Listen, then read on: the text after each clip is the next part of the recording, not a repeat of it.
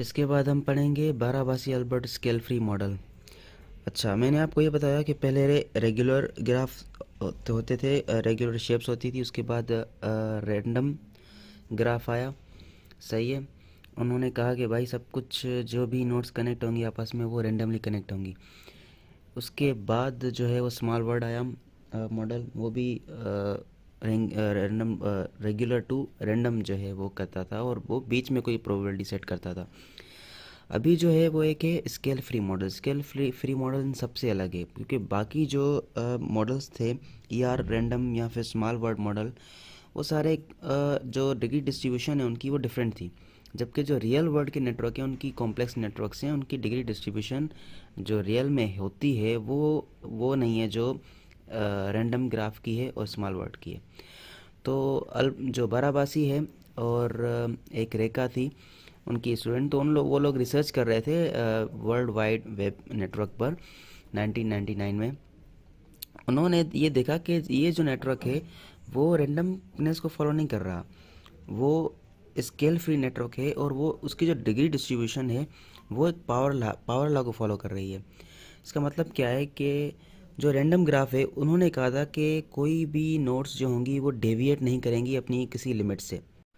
तो बाराबासी और रेखा ने जब एनालाइज किया इस नेटवर्क को, वर्ल्ड वाइड वेब को, तो उन्होंने देखा कि जो डिग्री है, नो डिग्री है इस नेटवर्क की, वो फॉलो नहीं कर रही रैंडमनेस को, रैंडम ग्राफ को, और वो फॉलो करी है स्केल फ्री ग्राफ को, और उसकी जो डिग्री डिस्ट्रीब्यूशन है वो फॉलो करी है पावर लॉ को। अब इसका मतलब क्या है?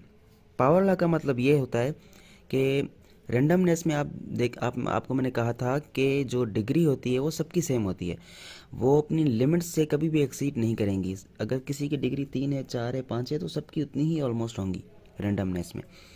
लेकिन ये जो स्केल फ्री नेटवर्क है उन्होंने ये देखा कि ये जो कुछ वेबसाइट ऐसी हैं जिन पे मिलियंस ऑफ मतलब कि यूज़र्स आ रहे हैं, और कुछ वेबसाइट्स ऐसी हैं जिन पे बहुत ही कम आ रहे हैं। तो उन्होंने देखा कि ये तो वो है ही नहीं, रेंडमनेस तो है ही नहीं, यहाँ पे तो डेविएट हो रहा है, यहाँ ये तो बायनोमियल डिस्ट्रीब्यूशन है ही नहीं। सही है।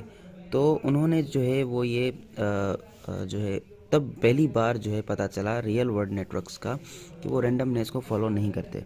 इसका जो उन्होंने दिया मेथड दिया कि पावर लॉ को फॉलो करता है, कि पावर लॉ क्या है कि पी के क्या है, पी के is a probability of degree distribution. सही है, नोट की।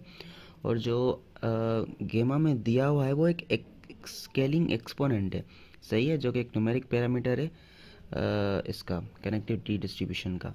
और ये जो है वो फ्री स्केल है, स्केल फ्री पैरामीटर है, ये डिपेंड नहीं करता अपने स्केल ऑफ नेटवर्क पर। और इसकी जो रेंज होती है वो जब हम निकालेंगे किसी भी ऐसे नेटवर्क की जो स्केल फ्री होगा, तो जो आर की जो वैल्यू आएगी वो 2 या 3 के बीच में ही आएगी। सही है। इसका मतलब ये है कि जो डिग्री है, कुछ जो नोड की डिग्री है, उनके जो नंबर ऑफ लिंक्स हैं node can have follow the power law, उनके वो जो लिंक्स हैं, जो डिग्री है वो पावर लॉ को फॉलो कर रही है। सही है। अच्छा, पावर लॉ होता क्या है? पावर लॉ का मतलब ये है कि power law distribution implies that the few nodes in the network can have many links and majority of the nodes with very small number of connections। मतलब कुछ वेबसाइट्स उन्होंने ऐसी देखी कि जिनकी जो लिंक्स थी, जिनके जो डिग्री थी वो बहुत ज़्यादा हाई थी, मतलब स्मॉल कुछ वेबसाइट्स की। लेकिन और जबकि जो ज़्यादातर मेजॉरिटी वेबसाइट थी उनकी कुछ स्मॉल ही कनेक्शंस थे, उनकी डिग्री बहुत ही स्मॉल थी। सही है। इसको बोलते हैं पावर लॉ डिस्ट्रीब्यूशन। मतलब कि वो कुछ ऐसी नोड्स हैं जो कि अपनी लिमिट से डेविएट कर गई, जो कि डोमिनेंट हो गई एक नेटवर्क में। सही है। और इस तरह के नेटवर्क को, स्केल फ्री नेटवर्क को हम उनकी जो उसकी जो क्लस्टरिंग कोफिशिएंट होगी वो बहुत हाई होगी, और जो उसका एवरेज पाथ लेंथ होगा वो भी लो, मतलब लो होगा। सही है। जैसे कि स्मॉल वर्ड में हम कोई प्रोबेबिलिटी सेट कर रहे थे, उसके बाद उसकी जो क्लस्टरिंग हाई आ रही थी और एवरेज डिस्टेंस लो आ रहा था। लेकिन जो स्केल फ्री नेटवर्क है उसकी हमेशा क्लस्टरिंग कोफिशिएंट भी हाई आएगी, और उसका जो एवरेज पाथ लेंथ है वो